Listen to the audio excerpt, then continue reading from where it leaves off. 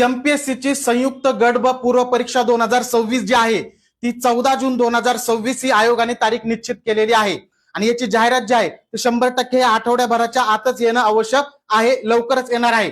आणि या जाहिरातीमध्ये पीएसआयच्या एकूण जागा किती असतील तसंच कोणत्या कॅटेगरीला किती जागा राखीव असतील याच्याबद्दलची माहिती आपल्या समोर आलेली आहे, ती पाहूया आपण। पीएसआयच्या एकूण या 2026च्या जाहिरातीमध्ये 310 जागा असणार आहेत।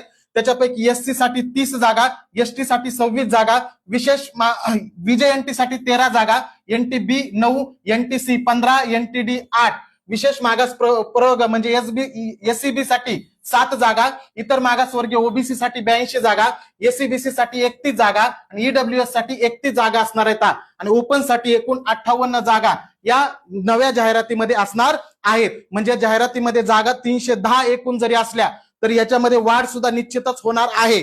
त्याच्यामुळे लवकरात लवकर तुम्ही तयारीला लागा।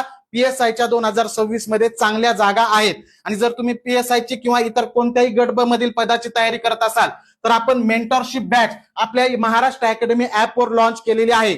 या बॅच मध्ये तुम्हाला रेकॉर्डेड पूर्ण बॅच मिळणार आहे, संयुक्त गट ब पूर्व आणि मुख्यची, त्याचबरोबर वीकली मेंटरशिप असणार आहे, नोट्स आणि टेस्ट सुद्धा तुम्हाला उपलब्ध होणार आहेत। याच्यामध्ये तुम्हाला अभ्यासाच्या नियोजनाचं मार्गदर्शन सुद्धा केलं जाणार आहे आणि वीकली चर्चासत्र सुद्धा तुमच्यासाठी आयोजित केलं जाणार आहे।